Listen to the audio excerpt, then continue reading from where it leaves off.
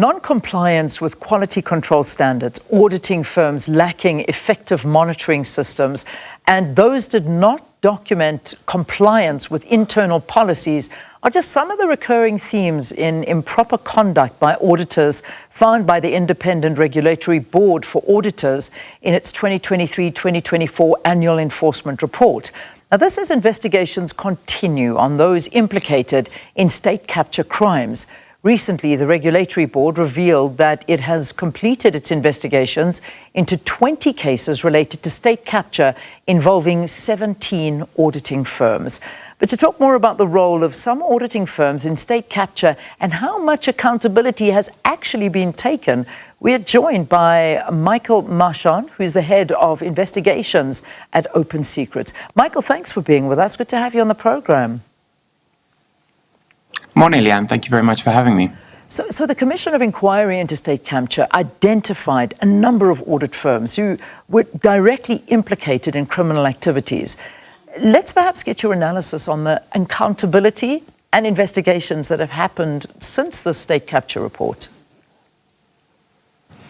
Absolutely. I think that auditors, like a lot of professional service providers, were deeply involved in state capture. And as you said, Leanne, their conduct kind of ran the whole gambit from kind of simply making errors, audit errors, and misidentifying problems or failing to alert the public and boards to the issues that were happening, all the way through to absolutely kind of fundamental a role in the criminality, as you've said. So people who are actually involved in state capture as registered auditors. Yeah. Those were identified through investigations by investigative journalists, civil society, and of course the Zondo Commission shone a light on many of those, including some very high-profile days of the Zondo Commission. I, for example, remember very clearly the day where Zondo grilled one of the senior auditors from PwC about the role PwC had played at South African Airways. And so it was very important to shine a light on their role. In terms of what has happened since then, I would say that we need to look at it really in two different ways. The one is a positive, and I think it's important to recognize here that the Independent Regulatory Board for Auditors has been a lot more proactive than other industry bodies, arguably than law enforcement, regarding state capture cases. So if we look at some of the other professionals, I would argue, for example, chartered accountants, lawyers, we have not seen SICA or the Legal Practice Council be nearly as proactive in terms of implementing investigations and finalizing cases. And it's important to congratulate, I think, the Independent Regulatory Board for doing those cases and being proactive about it. So 20 individual investigations that have been finalized, several auditors that have actually been struck from the role, and fines that have been implemented. And I think that is welcome accountability. Yeah. On the other side, I think what we do need to recognize as well is that up until recently, the Independent Regulatory Board hasn't really had the teeth that it needs in order to implement fines. And so what people will recognize is that because so many of these cases relate to state capture, which is the prior regulatory framework, many of the fines are relatively low. That has now changed. The Regulatory Board has more teeth and more power to implement fines. But in terms of what we've seen so far, with the exception of people who were struck from the role, especially when it comes to the big audit firms, the kind of fines that we have seen are unlikely to change behavior. Well, that I think is at the key and the heart of all of this. It's almost more like a slap on the wrist. It's kind of an insult if you look at the fines. I mean, what are we talking about fines? I mean, perhaps put a value to it and then go into, how is something like that allowed and how are these firms still able to operate? So I think the best way to think about it, Leanne, and this is the number that I always have in my mind, is that the Independent Regulatory Board has just announced that it has finalized, as you said, 20 cases and implemented fines. The total number of the fines implemented for those 20 cases were only 13 million rand. And so what we know from that is that the individual fines, both on the auditors and the firms, were usually in the hundreds of thousands, and that was because that was the prior limit. What is the reality now is that the Independent Regulatory Board now has the power for individual cases to fine a single firm for a single case up to 25 million on a single fine, depending on the severity of the violation.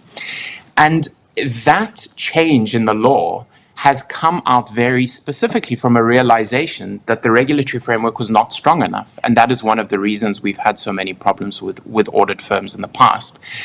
I think this is a global experience, is that what the firms will often argue is like, well, we can be a self-regulating industry and we can reform from the inside. What our experience, I think, in South Africa shows, and also globally, is that you have to have a regulatory board with teeth. As I've explained, the unfortunate thing is they changed those laws, but they are not retrospective. And so you cannot implement the current fines for conduct that occurred before those rules were changed. And that's why so many of the state capture cases, unfortunately, because of the framework that was in place in the time, have ended up with, as you've argued, I think absolutely slaps on the wrist. Yeah. With, again, I think the important exception that the regulatory board has expelled some auditors, deregistered them. And I think that doesn't necessarily hit on the conduct of firms themselves, which I think is a problem maybe we can speak about separately. But certainly for the individual auditors, there's a recognition now that for very serious violations, complicity in crime, or just, negligent misconduct, there's a very real risk that you could lose your registration. And I think that that's a very important part of the tools that the regulator must have available. I mean, absolutely, because if we look at what the regulator should have in place, and I mean, there's so much red tape and there's so much in place to ensure that these, or should be in place to ensure that these audits are done properly and that they can actually be found out. But I mean, then there were just obviously so many red flags that were missed or ignored in these companies and by the regulator, both the auditors and the professional bodies. And I mean, I think we're seeing this in a very big way. But if we had to put a number to it, how much role, in terms of a monetary value, did auditing firms actually play in state capture? I mean, when you put a number like 13 million in fines, but if we look at the level of what actually the amount was that auditing firms played in state capture, what would you say it was? So, Leanne, I'll be cautious in terms about putting a single number on it, simply because when it comes to state capture, it's so complicated to work out. But I think that there are a few examples that really help shine a light on it. So I'll give you the example of South African Airways. That's a single entity. And I think what you could argue is if you look at PwC had some of its most senior auditors on South African Airways. And they audited South African Airways every year when Dudu Myeni and Yake Kunana were kind of wreaking damage on that airline.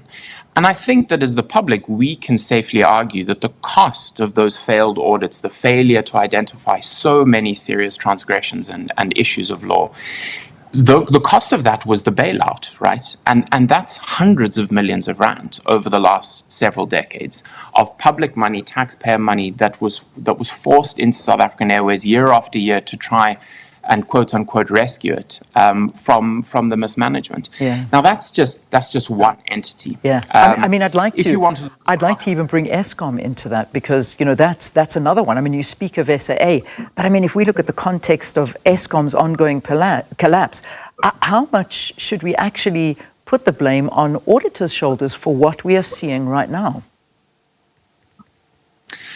Well, absolutely. I think if you look at Eskom and Transnet, that those were the two largest sites of state capture. And then, we're, as you're saying, we're moving far beyond the hundreds of millions. We're talking about 50 billion rand when it comes to Transnet, largely, that was lost. And that really is the cost. And of course, the long-running cost in terms of Eskom and Transnet are much more fundamental, because it is the erosion of public services.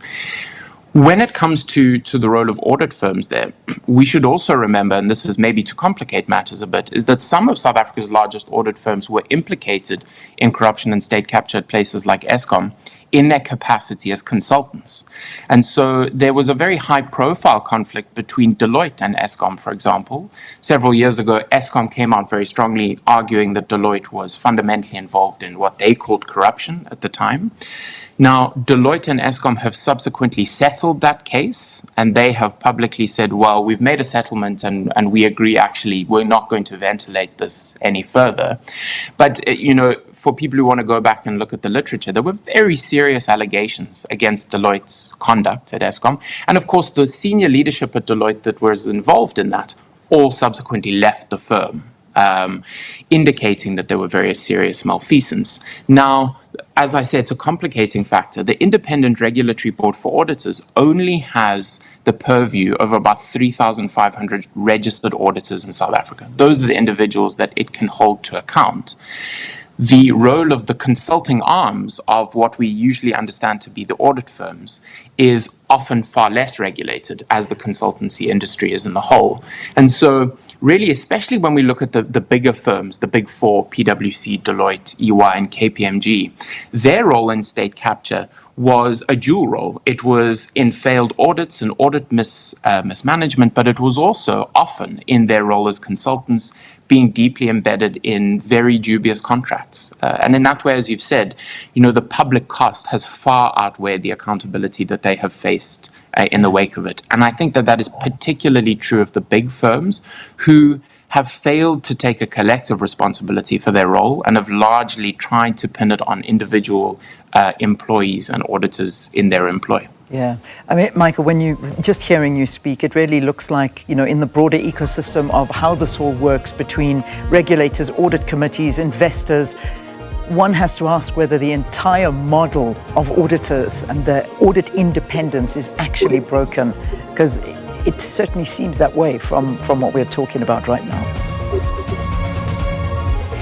So this is another battle that the Independent Regulatory Board has been waging, which is to try and get larger audit firm rotation, especially at large corporates. And Leanne, it would be remiss in a conversation about auditors to ignore the fact that outside of some of our state entities and what we traditionally understand as state capture, they've also, of course, been implicated in some of the largest corporate frauds and corporate failures in South Africa over the last 10 years. Yeah. We look at the massive harm wrought by the collapse of Steinhoff and Tongaat Hewlett, for example, and we need to look at the auditors there. Okay. In fact, in the case of Tongaat, there's a very important case currently going through the courts where an auditor has been criminally charged in terms of not only a regulatory failure but a deep complicity. And so the problems absolutely run very deep. Very deep. Michael, we're going to have to get you back because it seems like that is a very deep issue we have to deal with. But thank you for talking to us. Michael Marchant is the head of investigations at Open Secrets, talking about some of the investigations on the role of auditing firms implicated in the state capture report and accountability taken since then, if any.